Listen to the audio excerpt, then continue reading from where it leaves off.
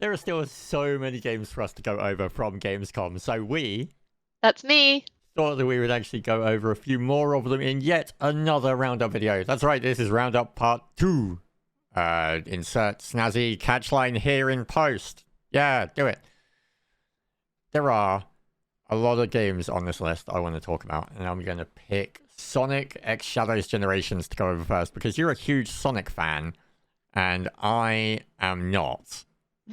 Yeah, I have played Sonic since I was little and on the Sega, playing, the retro where you're just running as fast as you can, trying to skip as much of a level as you can.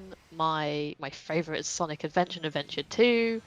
I'm not super up to date on Frontiers, but I have played, like Sonic Heroes, and so yeah, I have a good Sonic knowledge. My knowledge is I played it on the Game Gear way back in the day, like the handheld thing, and then fast forward all the way to me playing it on Generations, which is on the channel all the way back in like 2011, and I got stuck on a rail, which is fantastic. That And sounds like you.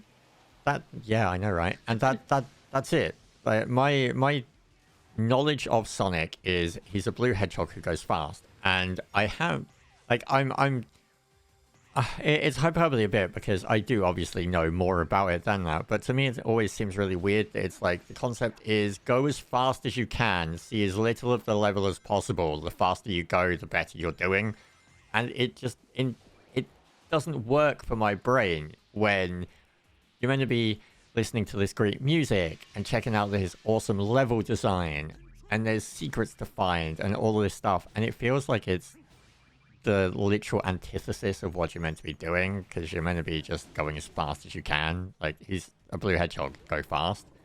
I mean, I love that as well as going as fast as you can, there's different routes you can take through the levels. There's flexibility with it. I know some speedrunners manage to literally just skip a whole level, but if you're not a speedrunner, it's, oh, I can take the higher road, I can take the lower road, I can explore which one is better for me, which one gives me like cool shields and yeah.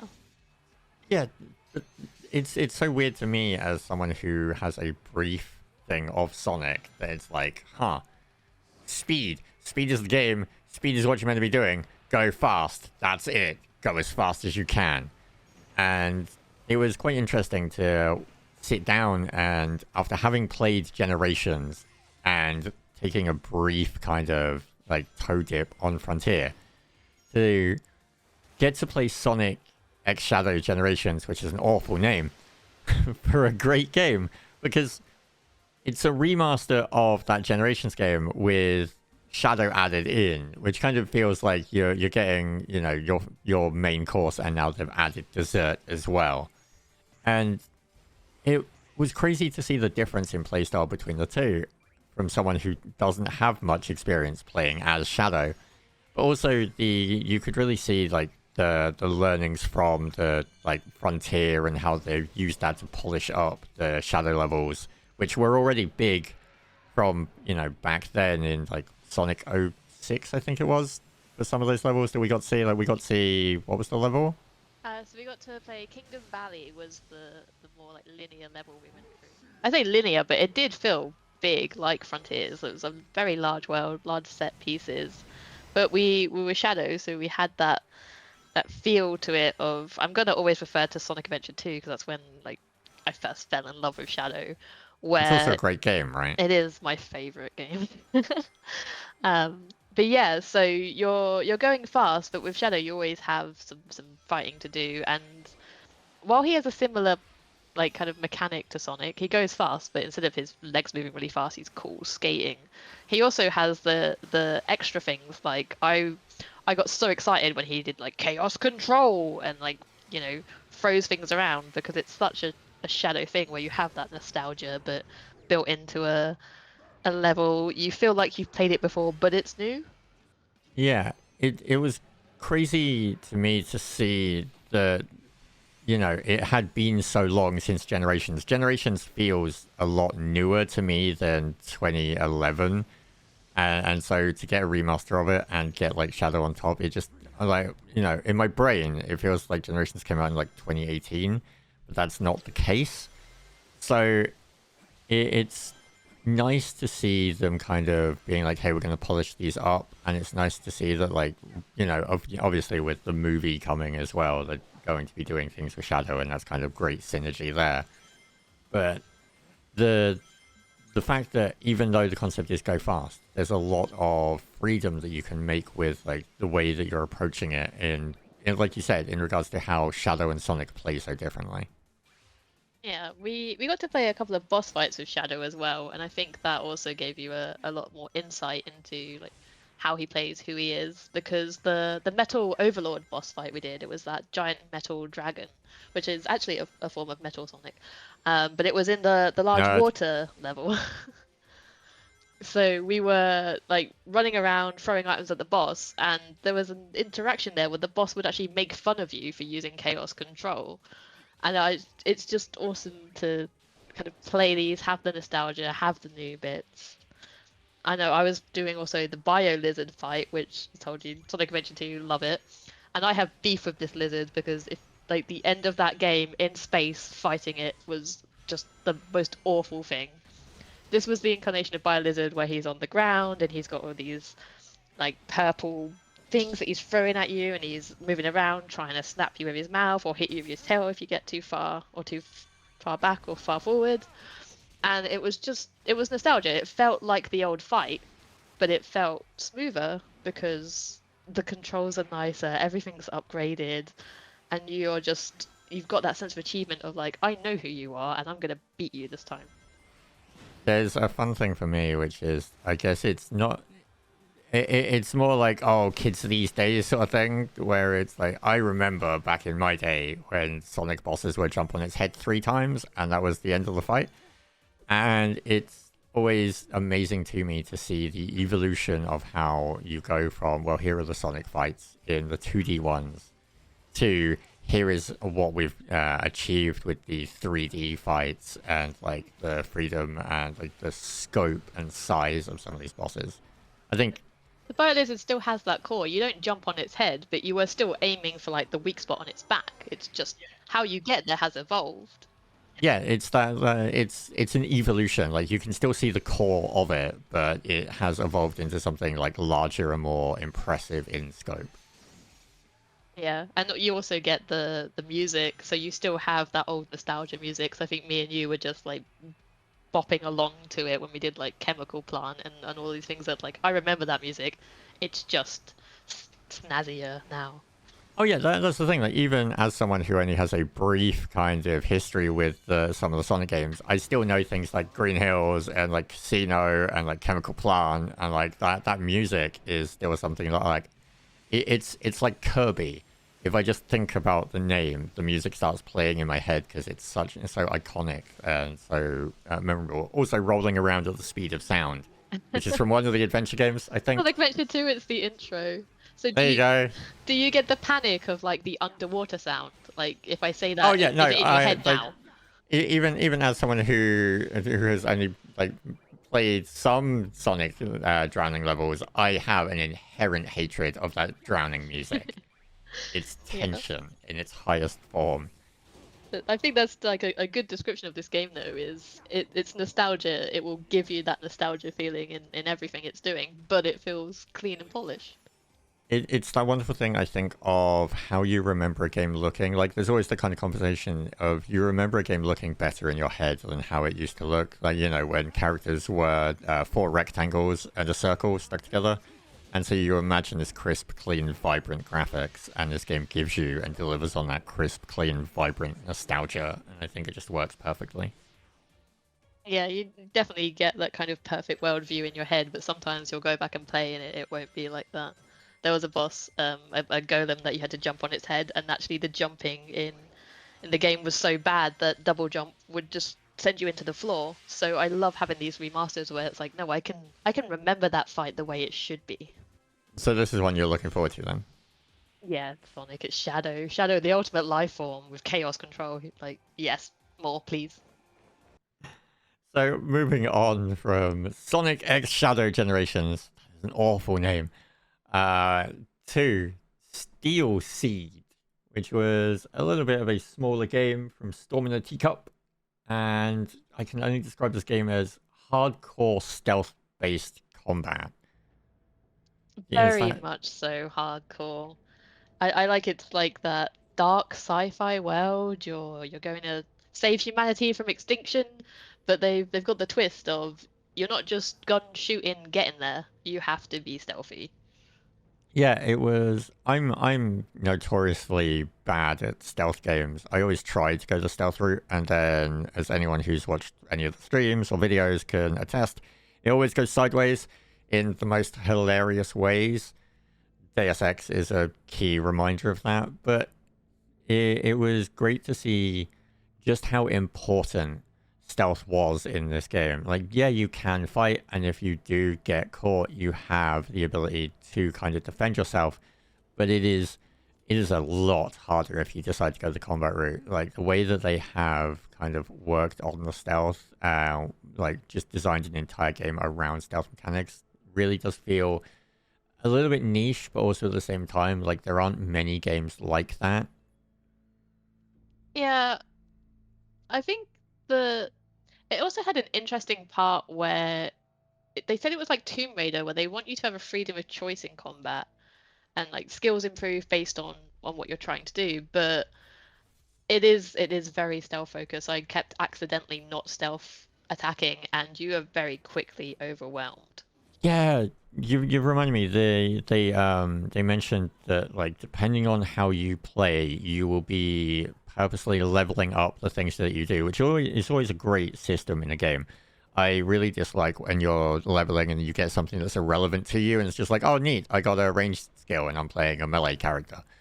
But they were like, no, if you focus on taking out characters from stealth, then you're going to get this. If you are like focusing on taking out characters quickly in combination, then you're going to like get upgrades based on that. It's going to come down to like, are you killing them with the environment? Like, how are you taking out the enemies is going to influence like the skills that you kind of upgrade, because there's a challenge system linked to them. So you get rewarded for playing in a certain way, gets you unlocks based on that playstyle, which is a really more games need that kind of approach when it comes to their progression systems. Yeah, they're like praising you for the way you play, not punishing you. Yeah, there are some games where it definitely feels like, oh, hey, I'm like playing the wrong way. But yeah, it was, if you're in stealth, Steel Seed might be up your alley. I say might because stealth is one of those things where some people are very picky about the way that they like their stealth game. Stealth detection is something that's very hard to get right in the game. The small section we got to play, it felt fun. It felt enjoyable. It felt punishing when you did get detected, but it could be a case of there are ways to cheese that stealth later on, or that we never found, so The who knows? control of the main character Zoe was very smooth as well. So there's a lot of like parkour, so you can slide and jump and climb and wall run, and the camera kind of changes based on the scenario that's happening. So it's not Yeah. all just fight. It's the movement felt really smooth. Like it wasn't jarring to switch from sliding to running to jumping. So it is a nice feeling of a game to play. It's just, are you that stealth person, that careful who you get into combat with? You can't just take like all five enemies on at once. Yeah. So, oh, and shout out to Kobe the drone. The drone companion that she has is cute, and I like the drone. And that's the final thing I'm going to say on this game. Did you think the drone was cute? I was more focused on not getting killed by the robots attacking me. Drone cute. That's what I'm going with. Moving on from that, one of the things I want to talk about was we booked an appointment that was something for me personally rather than like being a big blockbuster name coming out. And that was a really awesome little game called Close to the Distance, which Close to the Distance is out. It's been out since August. And it's a game that I really enjoyed playing. And it's also a game that is from a company that also made another series of games that I really like as well. So it was from Osmotic Studios, and they made Orwell. And the Orwell games are essentially Big Brother Orwellian style, like you're monitoring people. And it was quite a jump to see them go from that to Close to the Distance, which is a small town dealing with a personal tragedy. But the connection between how they approach personal lives and building up those like intimate moments, because even in Orwell you're spying on someone and you're seeing their life and like, you know, what they're doing. And in Close to the Distance, I'm not going to talk about the story because I feel like you should play this game and it really does deserve your time. It's not that long and it's very I don't even know what to say, emotional I guess would be the word. Like, you've not played it, have you? No, and so I don't want to spoil anything, but it's one that does interest me because it's. We were told the initial idea is, what if you could play a guardian angel? What comes after death? Yeah, And that's just such an intriguing concept. Like, we all think about it, but we don't really talk about it. And having games as a medium to explore this, I love that idea. yeah, I always find games that approach the concept of death or grief or catharsis or peace or any of that kind of stuff really interesting. I understand the games should be fun, but games also are able to be fun in a way that's not just shooting people in the head. You can have an enjoyable game that does handle grief or like does talk about death or does talk about like personal moments. And I feel like Close to the Distance really does a good job of shining a light on how to build characters correctly. It's one of those things where the characters that you're seeing and the choices that you make in the game are designed in such a way that you can end up thinking about whether or not you would make that choice, whether or not the character that you're helping would make that choice. And then also you have to see the ramifications of those choices. And it's that kind of dropping a stone in a pond and seeing the ripple go out, and then how that ripple interacts with all of the other people around. And it's just one of those games where I just want to talk about it, but at the same time, it's like Outer Wilds in a way where you want to talk about it, but talking about it is spoilers, and so you just want to kind of talk around it. Yeah. I get what you mean, because anything we say could spoil how the game is or what's going to impact you, because it does seem that like you will learn something from playing this game about yourself maybe, or about other people going through things, and Yeah, just so special that anything we say about the bits that we're interested in or we love, or I want you to have it for yourself first. yeah, it's most definitely one of those games where everybody who plays it is going to have their own personal journey through that game, and I think it's a very solid game to have a kind of peaceful journey through for yourself. So I can't really say much more without getting into spoilers, so I'm going to have to end it there. But yeah, check out Close to the Distance. It was great. I loved every moment I got to play of it. The characters in the game are great. The design is great. If it's a slice of life game that just deals with some heavy themes, so be aware of that going in. But really do check out this game, and also check out Orwell. Like, the Orwell games are great. They're old, I can talk about those, but there's not much that I can say about them outside of they're just fantastic. Go play those as well. Like, I'm sure you can get a bundle that has all of the games in. But we should move on to Metaphor ReFantazio, which is a game that I think both of us would happily just talk for the next 30 minutes about. This game is right up my alley. It's by Atlas. It's a story game. Yes. I want to take a moment and talk about something that's going to be annoying to talk about, which is we got to check out, pulling the curtain back a little bit on this one, we got to check out Metaphor ReFantazio for an hour. We got hands-on for an hour with this game, and we got to check out an early portion of the game, and they literally just sat us down and were like, off you go, we'll be back in an hour. Have fun. An hour sounds like a lot. It does, but when you're dealing with a 100-hour-long RPG, an hour is not much. Nope. And so I feel it's kind of that awkward situation where unless you've made a really bad game, everyone is going to come away positive from it because you're showing them a very small section, and that slice is going to blow their mind. And you end up in this situation where it's like, I was inherently aware the entire time that this is great, but how is it going to feel 40 hours in? is it still going to be enjoyable? Is the story still going to be good? Because the section that we got to see just left us with a lot of questions.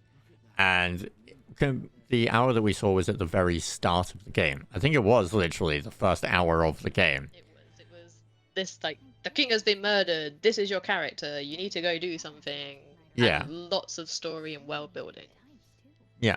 And so it's like, okay, that's great. But if you try to think about, like, well, what was the first hour of Persona 5 like compared to the rest of Persona 5? Like, Persona 5, fantastic game. Great game. And I'm sure Metaphor Fantasio will, again, be a fantastic game. Great game. Because of the fact that it's from Atlas. They have a track record. You can trust them. But it's this weird concept to me of there was a few games we checked out that, like, they're longer games. And we got a small play.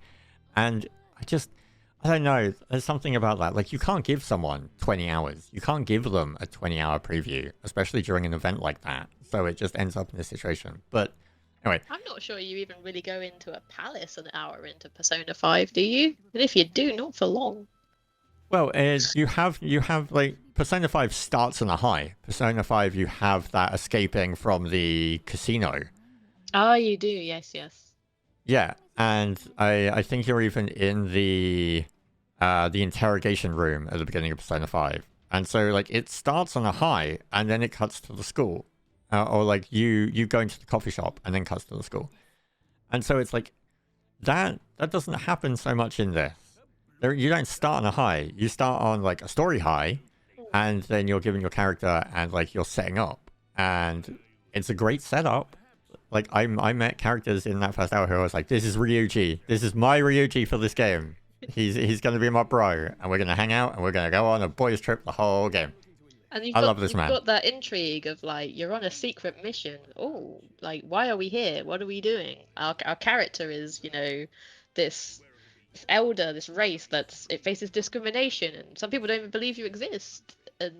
And there's also the meta plot going on that, like, you barely scratch the surface of in that first hour, but it just gives you that first initial hook of, like, a fantasy world telling stories or something. And there's, like, a book, and it's like, wait, is this world real? Is this world not real? Why is there a modern world? Why is there a fantasy world? What's going on here? And it, like, that whole aspect of it had really kind of interesting hooks to me. That was interesting, because I got a death screen, so I always find it interesting, like, what happens when you die, and it put up just the words "fantasy is dead" with the voiceover of, so fantasy is only a fiction, is it? And it's like, wait, is this a story? Is this, like, could there be a meta game here? Yeah, which like, again, so it's an Atlas game. Atlas games have, to me, the same as, like, a Monster Hunter game. I know I'm going to play it. I know I'm going to enjoy it.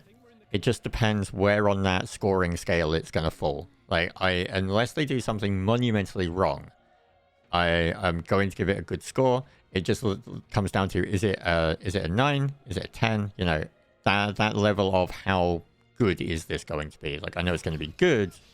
How good? And so I'm really just, well, like, you've already hooked me with the game. I just want to know more. I just want to keep up to date on it. I just want to see as much as I can going in, so that it's like, yeah, I'm like immersed. I'm ready. I'm like swimming in this world to, like, let's just go. Just give it to me now. Yeah, same. I want to know how does it progress? Like, how does the game keep you hooked in?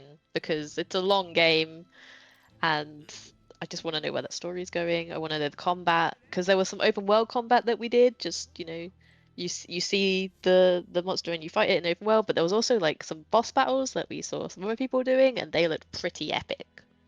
Yeah, it's the cohesion between real-time battle and, like, turn-based battling that you're used to from Persona. I'm really curious to see how that works. I know that the real-time stuff is for, like, the smaller enemies, and for, like, the more casual stuff you find in the world, and then, like, the larger stuff is going to be turn-based. At least that's what I believe they said it was going to be. And I just want the game. That's all. There's not much else more I can say about it, I think. Just, the game looks great. We're just confirming what you already knew. Answered. Yeah, which you know isn't going to happen until 60 hours in. No, I know, but the main character had 2 different coloured eyes, and that just reminds me so much of, like, Yuna from Final Fantasy X, that I'm just like, I'm so hooked by this hour we had.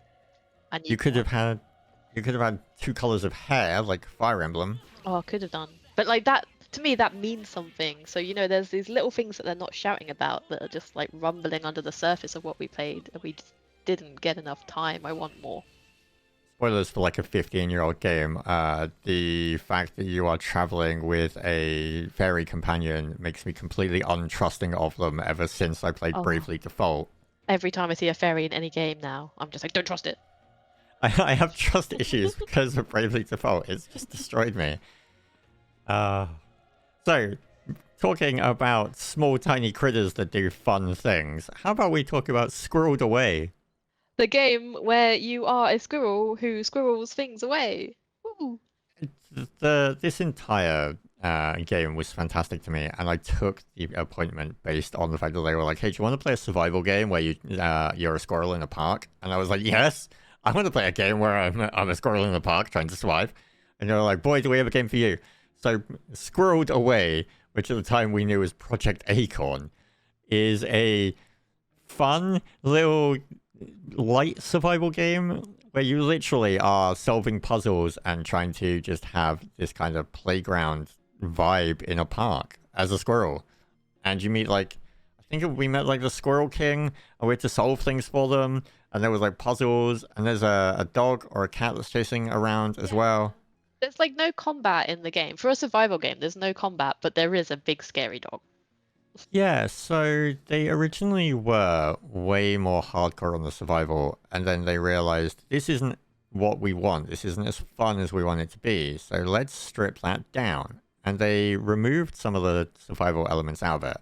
And talking about them, about this process was just fascinating to me of like, what do you keep and what do you lose in that kind of situation? And they were like, well, it really comes down to like, what was fun? We want you to play as a squirrel. We want it to be fun. So we have like the squirrel has a glider. You end up like having to go fishing and crafting, and you've also got oh, it's a dog that's running around the park because they mentioned that it was like Looney Tunes. Yeah, And like Tom and Jerry Looney Tunes style dog. And I think you pointed out that it did quite look like that. That dog yes, from. the dog from next door that I can't remember the name of right now, but I want to say his name was like Bruce or something. But I don't think it is. But the dog from next door in Tom and Jerry, it was that, and it was great. And so like there's And dogs love to chase squirrels, so it 100% makes sense. Like we've all seen, yeah Up and it's like, oh, squirrel, yeah I also and like with the fishing, they were like, it's not 100% realistic, but the fishing is for collecting. They're not expecting a squirrel to eat a fish because they're like, the scaling was hard to do for them, I believe, but squirrels don't go fishing and eat fishes. yeah I think that's also where like the hardcore aspect has to fall off when it's like, well, if we like one of the things we brought up to them was grounded, when it's a case of like, how do you work on scale at that size? Like, how big is everything to the squirrel? And then like, what can the squirrel use, and how does it actually interact with objects around it? Because if you play grounded and you're paying attention, you'll notice that the scaling in that game is a bit squiffy. And I think that this game had some of those similar aspects, and I mentioned it, and they were like, yeah, it's because we had to like back off from that hardcore because we realized it wasn't as fun as we wanted it to be. And by doing so, it gave them more freedom so that they could figure out realism. What was the way they worded it? It was like, oh, we'll figure out realism in post. They said the main goal was just to be fun being a squirrel. Yeah, and so Like, they did mention that they wanted that initial survival aspect to really kind of ring true. Where it's like you start with nothing, because that's the fun part that people always like in a survival game. Start with nothing and work up from there, and it's true. Like this game looks great. Like we got to play it for a little bit, jump around in the park, do some puzzles.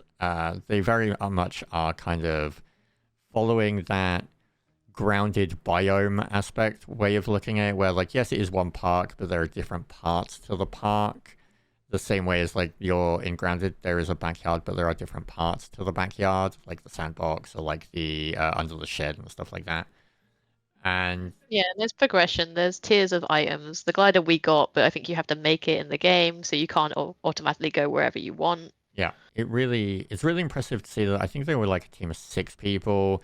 Yeah, there's only one artist as well. Like Yeah, for a game like that. it's so impressive to see like this kind of concept and just being so different and great. Like I loved Grounded. I love survival games in general. To play as a squirrel in the park, that's great. Coming out next year.